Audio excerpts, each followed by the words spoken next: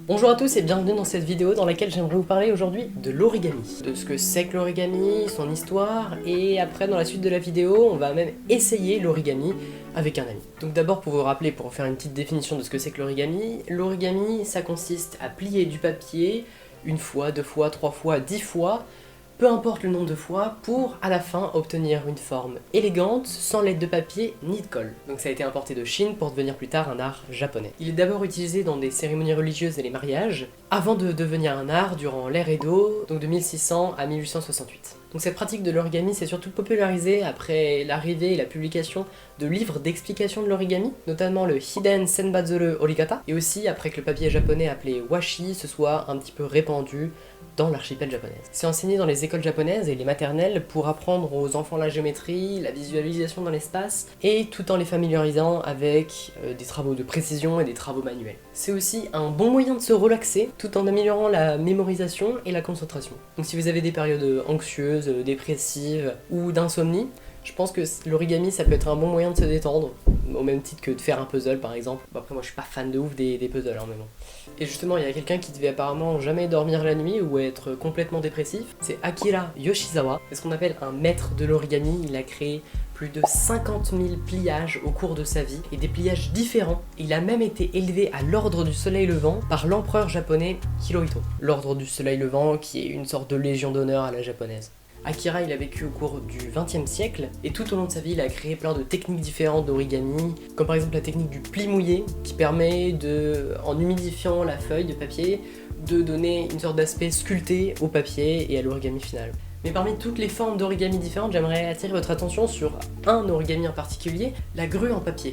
Donc ce pliage, dans la superstition japonaise, est réputé pour être un symbole de longévité, de santé et de bonheur. C'est comme ça que parfois, comme quand des fois les hôtels, on a des sortes d'origami avec des serviettes, et ben au Japon, parfois on a des origamis de grues en papier qui sont posés sur les oreillers pour justement accueillir le visiteur avec un souhait de santé et de bonheur à son égard en quelque sorte. Et la légende raconte que si on plie 1000 grues en papier au cours d'une année, on pourra réaliser un souhait de santé, de bonheur ou de longévité. Et donc c'est sympa de regarder l'histoire de l'origami et de voir tous ces gens qui font des trucs incroyables, mais moi aussi j'ai envie d'essayer. Du coup c'est parti. Bon, on est parti pour faire de l'origami avec Milan. Coucou. Bon, on est parti pour faire 4 origamis différents, un d'un kimono et un d'une grue. T'es chaud? J'aime bien les sakura donc oui. Let's go. Oui. Bon, bah maintenant je te propose de plier notre feuille, simplement. Je fais un carré, c'est ça? Ouais, on fait un carré, bah let's go. Tu fais comme ça toi? Ouais, je suis un fou. Surtout qu'au début de la vidéo, j'ai précisé que l'origami, fallait pas utiliser de paire de ciseaux. Voilà. C'est pour ça que je plie. C'est un peu mauvais. Donc maintenant, regarde, il faut plier le truc en 8 en gros. Genre tu plies, tu les plies dans les deux diagonales et dans les deux sens, quoi, globalement. Et ça, c'est pas comment est-ce qu'on fait une grenouille, non? Si. C'est le modèle clairement de la grenouille. Ah, ça doit partir. T'es sûr que t'as pris le bon tuto? Ouais.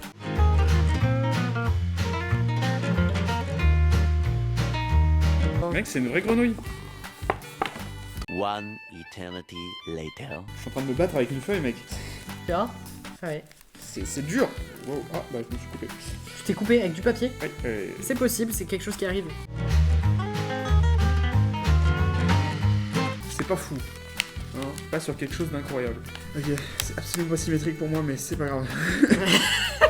Ok, donc là, c'est bon. Ouh là là. Ouh là là. Attends, mais il est passé par quel côté? De ce côté-là, attends, regarde. Ouais, non, mais il plie. Oh là Par là, rapport ça à va être quoi? dur avec notre papier là. Ouais, il le vit vraiment mal.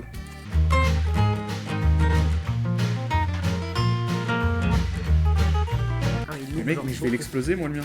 Voilà, quel stratégiste. Ah. Ça fait quoi? Excellent. Bon, phase finale de la fabrication de cette grue qui est plutôt compliquée pour les deux finale. jeunes amateurs. Partie 2.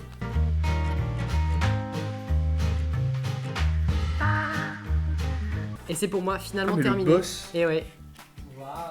c'est incroyable ça. Moi j'en suis fier.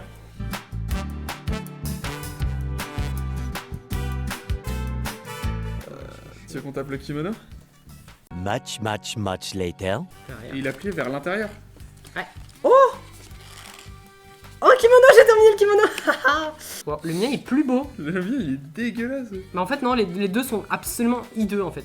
Mais non mais en fait c'est... On est juste des gros nuls en fait. Bon, je pense que C'est chier. On peut montrer le résultat. Et c'est pas très concluant. Franchement, les grues, c'était mieux. Bon, bah c'était sympathique. Et Milan, qu'est-ce que t'en as pensé? C'était intéressant?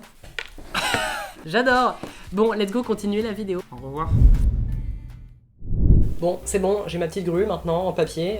Il me reste plus qu'à faire 999 au cours de cette année. Si jamais je peux pouvoir faire un souhait. Bon, vu comment on a galéré pour en faire juste une, je pense qu'on va pas réussir. Mais bon, essayez chez vous, ça peut être marrant. Bon, alors l'origami c'est sympa, on peut en faire en papier, mais il y a d'autres gens qui, eux, s'y sont intéressés d'un autre point de vue, et ce sont les chercheurs. Et donc il y a pas mal de technologies qui ont été inspirées de l'origami pour créer des nouvelles choses. Par exemple, la technologie du nid d'abeille, donc c'est cette formation qui permet une meilleure résistance, qui est utilisée donc par exemple dans les planchers des Shinkansen, les trains japonais, pour amortir les vibrations de la route. Mais il y a aussi la NASA qui développe des systèmes de déploiement de panneaux solaires en origami, parce que justement cette technologie qui est compacte et légère, donc ça permet pas mal d'applications dans des innovations industrielles ou même pour notre vie au quotidien. Il y a aussi d'autres chercheurs qui essayent de développer l'origami pour des applications médicales, mais il y en a un en particulier, le professeur Hajiwara. Ouais bon, c'est encore un japonais, mais quand c'est leur tradition, ils y vont à fond quoi. Et donc ce monsieur est en train de développer un nouveau système d'imprimante 3D.